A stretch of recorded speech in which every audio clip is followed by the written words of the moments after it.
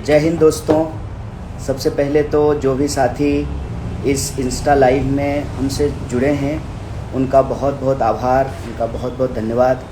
और मैं आप सब लोग जो इस इंस्टा लाइव से जुड़े हैं उसमें आप लोगों की जानकारी के लिए आपको बता दूं कि ये इंस्टा लाइव हम लोग इसलिए कर रहे हैं कि जैसा कि आप में से कई साथी जानते हैं कि कांग्रेस पार्टी ने, इंडियन नेशनल कांग्रेस ने मुझे उत्तर पूर्वी दिल्ली से, नॉर्थ ईस्ट दिल्ली से लोकसभा का प्रत्याशी बनाया है। मैं पार्लियामेंट इलेक्शन जो हो रहा है उसमें आईएनसी की तरफ से, इंडिया अलायंस की तरफ से कैंडिडेट हूँ।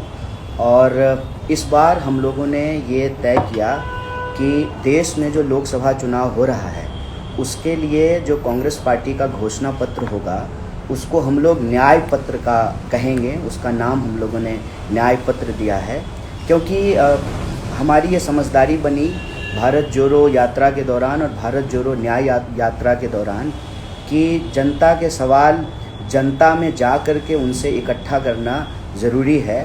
वैसे तो ये कांग्रेस पार्टी की बहुत पुरानी परंपरा रही थी और कांग्रेस पार्टी इस परंपरा का पालन करती आ रही है कि जब भी मैनिफेस्टो तैयार किया जाता है उसके लिए एक कमेटी होती है और देश भर से सजेशन मंगाए जाते हैं। फिर उन तमाम सजेशनों को इकट्ठा करके, सुझावों को इकट्ठा करके मैनिफेस्टो तैयार किया जाता है। तो इस बार भी जो लोग भारत जोड़ो यात्रा के दौरान हमारे नेता राहुल जी से आकर के मिले और उन्होंने अपनी समस्याएं गिनाई, उन तमाम समस्याओं को हम लोगों ने इकट्ठा किया। तो हम कह सकते हैं कि इस बार देश के लिए कांग्रेस पार्टी ने न्याय पत्र तैयार किया। उसी सिलसिले को आगे बढ़ाते हुए इस बार जो उत्तर पूर्वी दिल्ली में चुनाव हो रहा है उसके लिए हमने ये तय किया कि नॉर्थ ईस्ट दिल्ली का भी अपना एक न्याय पत्र होगा। उत्तर पूर्वी दिल्ली में रहने वाले जो लोग हैं, जो तमाम नागरिक हैं, मतदाता हैं, इस क्षेत्र में जो लोग रहते हैं या इस एरिया में उनका आना जाना होता है, उनके लिए हम उत्तर पूर्वी दिल्ली का न्याय पत्र तैयार करेंगे।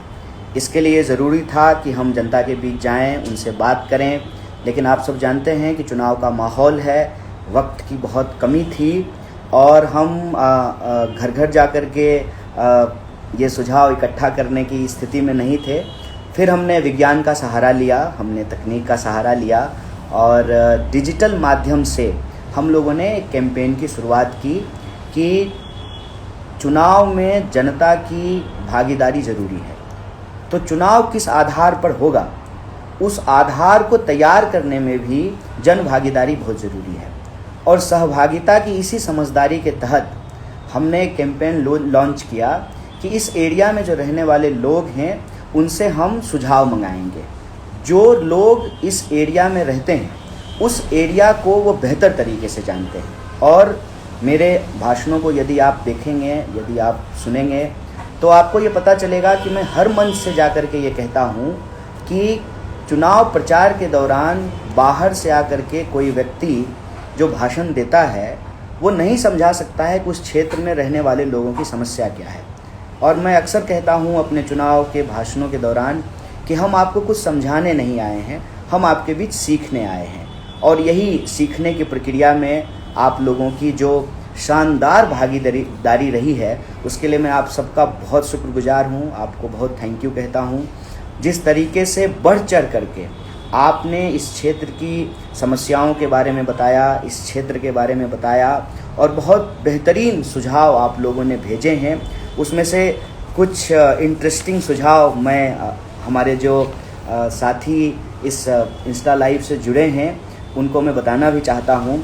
जैसे कि एक साथी ने भेजा है कि यमुना घाट का विकास होना चाहिए। और आप सब जानते हैं कि नदी की सफाई के नाम पे सरकार हर साल करोड़ों रुपया खर्च करती है, लेकिन आप वास्तविकता अगर आकर के देखेंगे तो आपको बहुत दुख होगा कि किस तरीके से जो नदियाँ हमारे जीवन की जीवन रेखा होती है, हमारी ज़िंदगी का एक आधार स्तंभ होता है, उसकी दुर्दशा कैसे की गई है।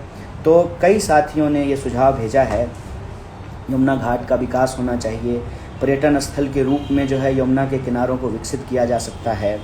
उसके साथ साथ लोगों ने साफ़ सफाई के मुद्दों के अलावे जो यहाँ पर सबसे ज़्यादा एक प्रॉब्लम है ट्रैफिक की समस्या है। गोकुलपुरी से गौरव जी हैं, गौरव कुमार जी अगर आप सुन पा रहे हैं, हमसे इंस्टा लाइव से जुड़े हैं तो आपका बहुत बहुत धन्यवाद।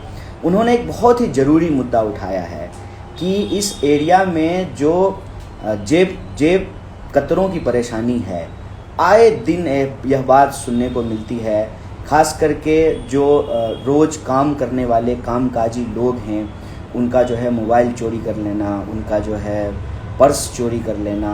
और पर्स जब चोरी होता है तो सिर्फ पैसे का नुकसान नहीं होता है। आप जानते हैं कि पर्स में आधार कार्ड होता है, ड्राइविंग लाइसेंस होता है, वोटर आईडी होता है, और सरकारी दफ्तरों का चक्कर लगाना इन कागज़ों को बनाने में कितनी परेशानी उठानी पड़ती है। तो जो पिक पॉकेटिंग की समस्या है वो एक बहुत बड़ी समस्या है इस इलाके में। और यह घटना बहुत आम है कि जो है चेन स्नैचिंग की घटना होती है। राह चलते हुए जो है लोग मोबाइल छीन करके भाग जाते हैं, पर्स छीन लेते हैं। तो ये जो समस्या है, इस समस्या का निदान होना चाहिए। और सीधे सीधे यह एक सवाल उठाता है जो हमारा पुलिस प्रशासन है, उसका जो काम करने का तरीका है उसके ऊपर। तो मैं जय शाह के पिताजी से भी इस माध्यम से अपील करूंगा कि आप भाषण तो बहुत बड़ा बड़ा दे रहे हैं, आप जो है राहुल गांधी जी की नानी को याद कर रहे हैं, लेकिन आपको थोड़ा दिल्ली पुलिस के ऊपर भी ध्यान देना चाहिए, क्योंकि आप इस देश के गृह मंत्री हैं। तो गृह मंत्री की भूमिका थोड़ा निभाइए। हमेशा जो है विपक्ष की तरह जो है भाषण मत दीजिए। आप सरकार में हैं, 10 साल से आपकी सरकार है। और यह जो पुलिस प्रशासन की लॉ एंड ऑर्डर की समस्या है इस इलाके में, वह एक बहुत बड़ी समस्या है। जहाँ तक सुरक्षा का सवाल है, मैं आपको बता दूं कि महिलाओं के खिलाफ होने वाले अपराध चरम पर हैं। आए दिन जो है महिलाओं के साथ यौनाचार की घटनाएं सुनने को मिलती हैं, और उसके बारे में जो है साथियों ने बहुत सारी जो है समस्या लिख करके भेजा है। एक साथी ने लिखा है कि यह जो लॉ एंड ऑर्डर की समस्या है, इससे लोग रोज़ जूझते हैं। सबसे ज़्यादा स्टूडेंट, महिलाएं और जो काम करने वाले लोग हैं, जो वर्किंग क्लास के लोग हैं, उनको बहुत तकलीफ़ होती है। और इन्होंने आग्रह किया है, गौरव जी ने भी यह आग्रह किया है कि आप लॉ एंड ऑर्डर की समस्या को अपने मैनिफेस्टो में ज़रूर जोड़िएगा। तो मैं आपको गौरव जी बता रहा हूँ कि हम अपनी मैनिफेस्टो में लॉ एंड ऑर्डर की समस्या को बड़ी प्रमुखता से रख रहे हैं। यमुना की सफाई की बात हो, या कई साथियों ने कई सारे सुझाव आए कि इलाके में जल भराव की ज़बरदस्त समस्या है। और आप लोगों की जानकारी के लिए, जो लोग उत्तर पूर्वी दिल्ली से बाहर के हैं, कि इस इलाके में मनोज तिवारी जी 10 साल से सांसद हैं। और मनोज तिवारी जी ने कुछ गांव गोद लिए थे, उसमें से एक गांव चौहान बस्ती भी है। अभी भी जो है उस इलाके में सोनिया विहार के पास जो है जो सभापुर वार्ड है, वहाँ जल भराव की समस्या है। और ये समस्या जो है सिर्फ एक इलाके की नहीं है, एक विधानसभा का नहीं है, लगभग हर विधानसभा से जो ये ड्रेनेज सिस्टम का प्रॉब्लम है, जल भराव की समस्या है, उसके बारे में लोगों ने बताया है। इसके साथ साथ जो एक समस्या सबसे ज़्यादा लोगों ने इस इलाके को लेकर के, लगभग हर विधानसभा के लोगों ने, बुराड़ी से लोगों ने बताया है। और जो हमारा बाबरपुर है, सीमापुरी है, आपको गोकुलपुरी है, आपको जो है हर विधानसभा में लोगों ने एक समस्या को इंगित किया है कि जो भी मुख्य सड़कें हैं इस इलाके की, इस क्षेत्र की, उसमें जाम की एक बड़ी समस्या है। जो ट्रैफिक प्रॉब्लम है उससे लोग बहुत परेशान रहते हैं। और मैं जब चुनाव प्रचार के दौरान इन इलाकों में घूम रहा हूँ तो यहाँ पे एक बड़ी गजब की चीज़ देखने को मिली। दूसरी जगह पे रेड लाइट का मतलब होता है रुकना, यहाँ रेड लाइट का मतलब होता है जाना, क्योंकि वो सबसे सही समय लगता है लोगों को कि यही मौका है कि निकल जाते हैं। नतीजा क्या होता है कि 3 तरफ 4 तरफ से एक बार में जो है गाड़ियाँ आती है और बीच में जाम लग जाता है। और जाम से जुड़ा हुआ एक मुद्दा जो कई साथियों ने उठाया है, ख़ास करके जो है जो लोग पुस्ता रोड के पास रहते हैं, उन्होंने जो है पुस्ता रोड के चौड़ीकरण की बात की है, उसको सिंगल लेन है वो, उसको डबल लेन करने की बात की है। इसके साथ साथ यही जाम की समस्या से बुराड़ी के साथियों ने बताया है कि वहाँ पर जो सड़क निर्माण का काम हो रहा है, जो जल बोर्ड की पाइप डल रही है। और जल बोर्ड की पाइप के बारे में मैं आपको एक बात बता दूं कि ज़्यादातर जो विकास के काम हैं जो दिल्ली सरकार के अधीन हैं, उसको जानबूझ करके किसी ना किसी जो है प्रशासनिक पेच में फंसा दिया जाता है ताकि वो काम ना हो विकास का, और उसका खामियाजा जो है वो आम आदमी पार्टी को भुगतना पड़े। जैसे जल बोर्ड की जहाँ पे पाइप डलनी थी उस काम को अटकाया गया, उस फाइल को जानबूझ करके अटकाया गया। जैसे कहीं पे अगर रोड बननी हो तो उसको एनओसी नहीं दिया जाता है। तो इस संबंध में भी मैं जो दिल्ली के लोग हैं, जो उत्तर पूर्वी दिल्ली से बाहर के लोग हैं या दिल्ली के बाहर के लोग हैं, उनको भी बता दूं कि भाजपा दिल्ली के लोगों से बदला ले रही है। क्यों? क्योंकि भाजपा दिल्ली में 25 साल से चुनाव नहीं जीती है। 15 साल शीला दीक्षित जी की सरकार थी, फिर आम आदमी पार्टी की सरकार बन गई। तो बीजेपी को इस बात का बड़ा मलाल है और रिवेंजफुल होकर के बदलापूर्ण कार्रवाई जो है बीजेपी की सरकार जब से बनी है वो दिल्ली के लोगों के साथ कर रहे हैं। और मैं आपको बता दूं कि एमसीडी उनके पास थी, अब एमसीडी भी उनके पास नहीं है। और आप में से कई साथी जानते होंगे कि एमसीडी के चुनाव भी इस बार जो है उसको टाल दिया गया है, मतलब मेयर का जो चुनाव होना था, डिप्टी मेयर का। तो कहीं ना कहीं जो ये बदलापूर्ण कार्रवाई है बीजेपी का, और केंद्र सरकार के अधीन है बहुत सारी चीज़ें। जैसे बुराड़ी में एक समस्या लोगों ने खूब प्रमुखता से उठाया कि वहाँ पर डीडीए एनओसी देने के नाम पर घर बन गया है, तैयार हो गया है, लेकिन वो अंधेरे में रह रहे हैं क्योंकि उनको बिजली कनेक्शन नहीं मिल पा रहा है, उनको पानी का कनेक्शन मिलने में समस्या होती है। तो यह जो दादागिरी चल रही है, सबसे पहले इस दादागिरी के खिलाफ लड़ने के लिए इसको अपनी मैनिफेस्टो में जगह देने के लिए लोगों ने अपील किया है। और जो ये मनमानी चल रही है उस मनमानी को लोग चाहते हैं कि वो रुके।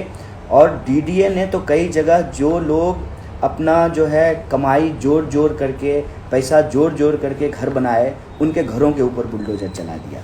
यहाँ जब बुलडोज़र चलता है तो वो बुलडोज़र न जात देखता है न धर्म देखता है, यहाँ पर तो कॉलोनियों के ऊपर बुलडोज़र चलते हैं। और आपकी जानकारी के लिए मैं बता दूं कि उत्तराखंड में कुछ लोग टनल में फंस गए थे, टनल बन रहा था, खूब मंत्री लोग गए थे, मंत्री लोगों के लिए कूलर लगाया गया था। लेकिन जो रैट माइनर्स थे, जिन लोगों ने माइन में टनल में फंसे हुए लोगों को बचाया, उन लोगों के घरों पर भी बुलडोज़र चला दिया गया। और आए दिन यहाँ पर यह खबर सुनने को मिलती है कि आज इस कॉलोनी को तोड़ा जा रहा है, कल उस कॉलोनी को तोड़ा जा रहा है। तो यह जो मनमानापन चल रहा है, इस मनमानेपन के खिलाफ भी लड़ने के लिए लोगों ने आग्रह किया है। तो मैं साथी आपको कहना चाहता हूँ, ज़रूर जो है इस मनमानेपन से जो है हम लोग लड़ेंगे। और ट्रैफिक जाम से जुड़ा हुआ एक और सुझाव जो है ऋषभ डेढ़ा जी ने भेजा है घोंडा विधानसभा से। वो कहते हैं कि गमरी रोड जो है उसका चौड़ीकरण होना चाहिए, वहाँ पर जाम से जो है बहुत ज़्यादा समस्या होती है। उन्होंने आग्रह किया है ऋषभ जी ने कि आप इसको अपने मैनिफेस्टो में जगह दीजिए। ऋषभ भाई ज़रूर इसको मैनिफेस्टो में जगह देंगे। जो 3-4 बातें प्रमुखता से निकल करके आ रही है, एक तो ट्रैफिक की समस्या, लॉ एंड ऑर्डर की समस्या, जिसमें जो छिनतई की घटना होती है, जो पिक पॉकेटिंग की घटना होती है, इसको लगभग सारे लोगों ने उठाया है। साथ ही साथ जो प्रशासन की मनमानापन है, जिस तरीके से डीडीए दादागिरी कर रही है, उसको लोगों ने प्रमुखता से उठाया है। इसके साथ साथ एक साथी हैं हमारे गोकुलपुर विधानसभा में, उन्होंने कहा कि हर्ष विहार बाढ़ में सेवा धाम रोड दिन भर जाम रहता है और इस क्षेत्र के लोग जो हैं वो जाम से बहुत त्रस्त हैं। तो मतलब हर विधानसभा से ट्रैफिक की समस्या, लॉ एंड ऑर्डर की समस्या, और जो है आपको जो प्रशासन है, प्रशासन की जो मनमानी है, उसको लोगों ने बड़ी प्रमुखता से उठाया है। साथ ही साथ जो जल भराव की समस्या है, ड्रेनेज की समस्या है, यमुना की सफाई की बात है, इसको भी लोगों ने बड़ी प्रमुखता से उठाया है। इसके अलावे लोगों ने एक बड़ा अच्छा सुझाव दिया है कि जो विद्यार्थी हैं उनको एक ख़ास तरह की परेशानी का सामना करना पड़ रहा है। आप जानते हैं कि इस इलाके में बहुत सारे ऐसे लोग हैं जो लो इनकम ग्रुप से आते हैं, तो विद्यार्थियों के पास पढ़ने के लिए जगह नहीं है। मैं भी इस इलाके में 2009 में यूपीएससी की तैयारी के लिए पढ़ने के लिए ही आया था। और मुखर्जी नगर के पास एक कॉलोनी है, नेहरू विहार, जे कॉलोनी उसको बोलते हैं, झुग्गी झोपड़ी कॉलोनी, उसमें मैं रहा करता था। 2009 में आया था। तो अभी मुझे कई सारे स्टूडेंट्स ने सुझाव भेजे हैं कि हर जगह जो है वो लाइब्रेरी की एक बहुत बड़ी समस्या है। और आपको सुन करके आश्चर्य होगा कि ट्यूशन पढ़ने के लिए आप जाते हैं तो टीचर को फीस देते हैं। ये एक ऐसा एरिया है जहां विद्यार्थी पढ़ने के लिए घंटे पर लाइब्रेरी में बैठने के लिए रेंट देते हैं, किराया देते हैं। तो हम इस मुद्दे को प्रमुखता से उठाएंगे कि हर इलाके में लाइब्रेरी हो जहां विद्यार्थी सुविधापूर्ण तरीके से बैठ करके अपनी पढ़ाई कर सकें और अपने सपनों को पूरा कर सकें। ये मुद्दा भी हम बड़ी ज़ोर से उठाएंगे। ओवरऑल जो सभी साथियों ने सजेशन भेजा है, मनीष कश्यप जी ने सजेशन भेजा है, सोनिया बिहार का, उन्होंने भी जो है पुस्ता रोड को डबल करने का सजेशन भेजा है। कुछ ऐसे सजेशन हैं जिसको कई साथियों ने भेजा है। तो ओवरऑल अगर हम देखें तो उत्तर पूर्वी दिल्ली में जो मुख्य बातें निकल करके आई हैं कि केंद्रीय स्कूल होना चाहिए, मल्टी स्पेशलिटी हॉस्पिटल होनी चाहिए, बरसात के पहले नालियों की सफाई होनी चाहिए, और युवाओं के साथ एक और जो समस्या, युवाओं से जुड़ी हुई एक समस्या को जो लोगों ने उठाया है वो है ड्रग्स की समस्या, वो है नशीले पदार्थों की समस्या। और बड़ी प्रमुखता से बुराड़ी में भी लोगों ने यह बात कहा और दूसरी विधानसभाओं में भी जो है लोगों ने यह बात बताई कि अवैध शराब बेचने का धंधा चलता है और ये प्रशासन की निगरानी में होता है। तो मैं उत्तर पूर्वी दिल्ली के अपनी सभी मतदाताओं और साथियों को कहना चाहता हूँ, चाहे प्रशासन की मनमानी हो, चाहे डीडीए की दादागिरी हो, चाहे इस इलाके में जाम की समस्या हो, चाहे विद्यार्थियों के लिए लाइब्रेरी की बात हो, चाहे ट्रैफिक व्यवस्था को दुरुस्त करना हो, चाहे यमुना की साफ़ सफाई हो, सड़कों का चौड़ीकरण हो, लॉ एंड ऑर्डर हो, जेब कतरों की जो समस्या है उसको समाप्त करना हो, चाहे मल्टी स्पेशलिटी हॉस्पिटल की बात हो, इन तमाम चीज़ों को हम लोग जो है बड़ी प्रमुखता से उठाएंगे। और अलग अलग, चाहे आप बुराड़ी की बात करें, तिमारपुर की बात करें, सीमापुरी की बात करें, रोहतास नगर, बाबरपुर, सीलमपुर, घोंडा, गोकलपुरी और मुस्तफ़ाबाद और कराबल नगर, इन सब जगह पे अगर आप देखेंगे तो कॉमन यही चीज़ें उठ करके सामने आई हैं। मैं आप सभी साथियों से यह निवेदन करता हूं कि आप और इस तरह के सुझाव हमको भेजिए और हम बहुत जल्द ही, ऑब्वियसली चुनाव से पहले, अपना मैनिफेस्टो जो है वो जारी करेंगे। आप इसी तरह से सुझाव भेजते रहें और जो हमारी एक समझदारी है कि उत्तर पूर्वी दिल्ली का न्याय पत्र लोगों की सहभागिता से बनाई जाएगी, तो आप अपनी सहभागिता जारी रखें, अपने सुझाव हमको देते रहें। चुनाव से पहले, मतदान से पहले इसी तरह से या तो प्रेस कॉन्फ्रेंस करके या इंस्टा लाइव के माध्यम से तकनीक और विज्ञान का सहारा लेकर के हम अपना मैनिफेस्टो जारी करेंगे। और जो व्हाट्सएप नंबर है उसके बारे में आपको मालूम है, तो आप सबसे आग्रह है कि अपने सुझाव भेजें। आपकी सहभागिता से ही लोकतंत्र मजबूत होगा और आपकी जागरूकता से ही हम संविधान को बचा करके रखेंगे और आपकी जागरूकता से ही हम अपने प्रतिनिधियों का, चाहे वो प्रतिनिधि किसी भी पार्टी के हों, किसी भी दल के हों, उनकी जिम्मेदारी को तय कर पाएंगे। तो आप सब लोगों ने जिस जोश और उत्साह से इस पूरी की पूरी प्रक्रिया में हिस्सा लिया है, मुझे पूरी उम्मीद है कि आप लोग इसको इसी तरह से जारी रखेंगे और हम अपना मैनिफेस्टो तैयार करेंगे, उत्तर पूर्वी दिल्ली का न्याय पत्र तैयार करेंगे। और सिर्फ यह बात कागजी नहीं होगी, जनता की लड़ाई जनता के समर्थन से, जनता के सहयोग से, जनता की भागीदारी से लड़ी जाती है। आपके आशीर्वाद से, आपके समर्थन से, आपके साथ से इन मुद्दों को सिर्फ हम कागजों पे नहीं लिखेंगे, बल्कि सरकार के आंख में आंख डाल करके, सवाल पूछ करके इन सवालों को हल करेंगे और उत्तर पूर्वी दिल्ली के लोगों का जो न्याय का हक है उस न्याय को सुनिश्चित करेंगे। इसी आशा और उम्मीद के साथ कि आपका समर्थन जारी रहेगा, आप अपने सुझाव भेजते रहेंगे और मुझे बड़ी खुशी होगी कि आपके समर्थन और सहयोग से जब हम इस न्याय पत्र को तैयार करेंगे और इस न्याय के संकल्प को पूरा करेंगे। तो आप सब लोग, सब साथी, मुझे मालूम है चूँकि हमारा अकाउंट जो है उसको देश भर से लोग देखते हैं, दूसरे जगहों से भी लोग इसमें जुड़े होंगे, दिल्ली के बाहर के। तो दिल्ली के सभी मतदाताओं को भी बहुत बहुत धन्यवाद और जो साथी भी इस इंस्टा लाइव से जुड़े, आप सबका बहुत बहुत धन्यवाद। थैंक यू, शुक्रिया।